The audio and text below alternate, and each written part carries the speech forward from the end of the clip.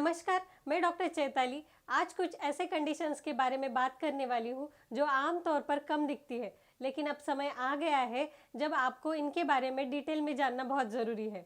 Dental talk इस channel को subscribe कीजिए, बेल आइकॉन पर क्लिक कीजिए तथा लाइक और शेयर कीजिए। दांतों की बीमारियों से मुक्त स्वस्थ जीवन जिए। लास्ट तक वीडियो ज़रूर देखिएगा। क्या पता आपकी नॉलेज से किसी को हौसला मिल जाए, सही मार्गदर्शन मिल जाए। ज़्यादातर ओरल हेल्थ कंडीशंस को काफ़ी हद तक रोका जा सकता है और उनकी इनिशियल स्टेज यानी कि प्रारंभिक अवस्था में इलाज किया जा सकता है। कई मामलों में डेंटल केरीज यानी कि दांतों की सड़न, periodontal disease, oral cancer, orodental trauma, cleft lip and palate और नोमा, जो कि मुंह में शुरू होने वाली गंभीर गैंग्रीनस डिसीज है, ज़्यादातर बच्चों को प्रभावित करती है। मुंह के रोग दुनिया भर में करीब 3.5 बिलियन लोगों को प्रभावित करते हैं, जिनमें स्थायी दांतों का क्षरण सबसे आम स्थिति है। विश्व स्तर पर 2 मिलियन लोग स्थायी दांतों के केरीज से पीड़ित हैं और 520 मिलियन बच्चे प्राथमिक दांतों के केरीज से पीड़ित हैं। Most low and middle income families में बढ़ते शहरीकरण और चेंजेस इन लिविंग कंडीशन के साथ मौखिक रोग बढ़ते जा रहे हैं। डेंटल केरीज यानी कि दांतों की सड़न। डेंटल केरीज तब होती है जब दांतों के सरफेस पर प्लाक बनती है और खाद्य पदार्थ और पेय पदार्थों में मौजूद फ्री शुगर को एसिड में कन्वर्ट करती है। This include all sugars added to food by manufacturers, cook or consumers, along with sugar naturally present in honey, syrup and fruit juices. ये समय के साथ दांतों को नष्ट कर देते हैं। लगातार फ्री शुगर का इंटेक, फ्लोराइड्स की कमी और प्रॉपर टूथ ब्रशिंग द्वारा प्लाक को हटाया ना जाना, इससे केरीज, पेन, टूथ लॉस और इन्फेक्शन हो सकता है। फिर है पेरियोडोंटल डिसीज यानी कि मसूड़ों के रोग। पेरियोडोंटल डिसीज उन टिश्यूज को अफेक्ट करते हैं जो दांत को घेरते और सपोर्ट करते हैं। इस रोग में मसूड़ों से खून आना या फिर मसूड़ों की सूजन, दर्द और कभी कभी बैड ब्रेथ जैसे इश्यू होते हैं। कभी कभी मसूड़े दांत और सपोर्टिंग बोन से अलग हो जाते हैं, जिससे दांत ढीले हो जाते हैं और कभी कभी बाहर गिर जाते हैं। रफली 14% ऑफ ग्लोबल एडल्ट पॉपुलेशन को सीरियस पेरियोडोंटल डिसीज अफेक्ट करती है, जिसका मुख्य कारण पुअर ओरल हाइजीन और टोबैको यूज है। फिर है ओरल कैंसर। ओरल कैंसर में होठ, मुंह के अन्य हिस्सों और ओरोफैरिंग्स का कैंसर शामिल है। ऐसा माना जाता है कि cancer of lip and oral cavity में 1 लाख लोगों में से 4 लोगों को होने की संभावना होती है। मुंह का कैंसर पुरुषों और वृद्ध लोगों में ज़्यादा कॉमन होता है और ये सोशल इकोनॉमिकल कंडीशन पर भी डिपेंड करता है। तंबाकू, शराब और सुपारी का उपयोग मुंह के कैंसर का प्रमुख कारणों में से एक है। ओरोडेंटल ट्रॉमा। ओरोडेंटल ट्रॉमा यानी कि ओरोडेंटल आघात दांतों, मुंह और ओरल कैविटी में चोट के कारण होते हैं। लगभग 20% लोग अपने जीवन में कभी न कभी दांतों में ट्रॉमा से पीड़ित होते हैं।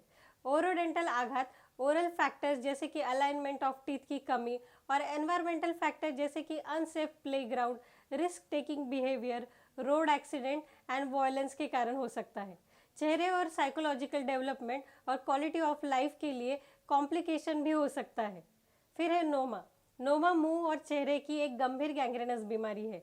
ये ज़्यादातर माल न्यूट्रिशन यानी कि कुपोषण से पीड़ित 2 से 6 साल के बच्चों को होती है, जिन्हें कोई इन्फेक्शियस डिसीज हुई हो या फिर गरीबी में खराब ओरल हाइजीन के कारण कमज़ोर प्रतिरक्षा प्रणाली के साथ रहते हैं। इस बीमारी में मुंह के अंदर मसूड़ों की एक सॉफ्ट टिश्यू लीजन के रूप में शुरुआत होती है। यदि मसूड़ों का घाव फिर एक्यूट नेक्रोटाइजिंग जिंजाविटिस में बदल जाता है, जो तेज़ी से फैलता है और सॉफ्ट टिश्यू को नष्ट कर देता है और चेहरे के हार्ड टिश्यू और स्किन को भी तेज़ी से अफेक्ट करता है। ट्रीटमेंट के बिना 90% मामलों में नोमा घातक है। जीवित बचे लोगों को सीवियर फेशियल डिसफिगरमेंट का सामना करना पड़ सकता है। उन्हें बोलने और खाने में भी कठिनाई हो सकती है। सोशल स्टिग्मा सहना पड़ सकता है और कॉम्प्लेक्स सर्जरी एंड रिहैबिलिटेशन की आवश्यकता होती है। यहाँ अर्ली स्टेज में नोमा पता चल जाता है, वहाँ बेसिक हाइजीन, एंटीबायोटिक्स और बेहतर न्यूट्रिशन से इसको तेज़ी से रोका जा सकता है। फिर है cleft lip and palate. Orofacial cleft सबसे आम क्रैनियोफेशियल बर्थ डिफेक्ट है, जो 1000 to 1500 बर्थ में से एक केस होता है। इसका मेन कारण जेनेटिक प्रीडिस्पोजन है। हालांकि गर्भावस्था के दौरान खराब मातृपोषण, तंबाकू का सेवन, शराब और मोटापा भी जिम्मेदार है। आज साइंस ने इतनी तरक्की कर ली है कि यदि क्लिप और पैलेट की क्लेफ्ट का सर्जरी द्वारा ठीक से इलाज किया जाए तो कंप्लीट रिहैबिलिटेशन भी बिल्कुल पॉसिबल है। प्रिवेंशन। आज के एपिसोड में जितनी भी ओरल हेल्थ कंडीशन से रिलेटेड हेल्थ इश्यूज के बारे में बताया है वो आप सभी को सिर्फ अवेयर करने के लिए ही बताई है, जिससे आप अपने आसपास के लोगों को भी ज़रूरत पड़ने पर बता सके, उनका डर और निराशा कम कर सके। आज के दौर में समय रहते एक्शन लेने से नॉर्मल लाइफ जी जा सकती है। कॉमन रिस्क फैक्टर को एड्रेस करके पब्लिक हेल्थ इंटरवेंशन से oral diseases and other non communicable diseases के बोझ को कम किया जा सकता है। वो कैसे, आइए जानते हैं। इनमें शामिल है फ्री शुगर में कम और फलों और सब्जियों में वेल बैलेंस डाइट यानी कि संतुलित आहार का बढ़ावा दीजिए। पानी को मेन ड्रिंक के रूप में इस्तेमाल कीजिए। सुपारी चबाना और तंबाकू का सेवन तो बिल्कुल बंद करना होगा। शराब को भूलकर भी हाथ न लगाएं। खेल कूद करते समय और साइकिल और मोटरसाइकिल पर यात्रा करते समय प्रोटेक्टिव इक्विपमेंट्स का उपयोग करें, जिससे चेहरे की चोटों के रिस्क को कम किया जा सके। याद रहे, डेंटल कैरीज की रोकथाम के लिए फ्लोराइड एक इम्पॉर्टेंट फैक्टर होता है। फ्लोराइड युक्त पानी का जल, नमक, दूध और टूथपेस्ट जैसे सोर्सेज से फ्लोराइड का ऑप्टिमम लेवल प्राप्त किया जा सकता है। मैं फ्लोराइड युक्त टूथपेस्ट के साथ दिन में 2 बार ब्रशिंग करने का रिकमेंड करूंगी। Access to health care services. तो व्यूअर्स, आपने समझा ना कि हमारी सरकार समाज के लिए कई पॉलिसीज बनाती है, सबके भले के लिए, खासकर गरीबी रेखा के नीचे के लोगों के लिए। फिर अलग अलग organisation, hospital, community welfare programmes के जरिए सभी को ओरल हेल्थ फैसिलिटीज़ प्रोवाइड की जाती है। सोशल सपोर्ट के साथ साथ हमारे फ्रेंड्स, फैमिली तो हमेशा साथ रहते ही है। लेकिन अगर क्या सबसे ज़्यादा मैटर करता है, एक इंडिविजुअल खुद अपनी मदद करेगा, खुद जागरूक होगा अपनी ओरल हेल्थ के प्रति, तभी उनकी ओवरऑल हेल्थ भी परफेक्ट होगी। अच्छे मौखिक स्वास्थ्य बनाए रखने के लिए क्या करें? आप अपने दांत जीवन भर साथ रखना चाहते हैं? यहाँ मैं एक बार फिर कुछ चीज़ें रीइंफोर्स करूँगी जो आप हेल्दी माउथ और स्ट्रॉन्ग टीथ बनाए रखने के लिए फॉलो कर सकते हैं। फ्लोराइड वाला पानी पिए और फ्लोराइड टूथपेस्ट से ब्रश करें।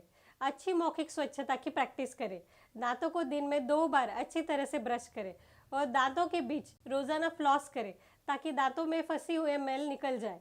साल में कम से कम एक बार अपने डेंटिस्ट यानी कि दंत चिकित्सक से मिले फॉर जस्ट रूटीन चेकअप। किसी भी तंबाकू उत्पाद का प्रयोग न करें। यदि आप धूम्रपान करते हैं तो छोड़ दें। अल्कोहलिक ड्रिंक सीमित करें। यदि आपको डायबिटीज़ यानी कि मधुमेह है तो रोग को कंट्रोल में बनाए रखने के लिए स्पेशल एफर्ट्स करें। ये मसूड़ों की बीमारी सहित अन्य कॉम्प्लिकेशन के रिस्क को कम करेगा। मसूड़ों की बीमारी का इलाज करने से आपके ब्लड शुगर लेवल को कम करने में मदद मिल सकती है। यदि किसी दवा के कारण मुंह सूख जाता है तो अपने डॉक्टर से वो दवा चेंज कराइए या खूब पानी पिए। तंबाकू और शराब से बचें। टेस्ट एंड स्मेल यानी कि स्वाद और गंध में अचानक बदलाव आने पर अपने डॉक्टर या फिर डेंटिस्ट से मिले। चलिए मिलते हैं अगले एपिसोड में एक नई जानकारी के साथ।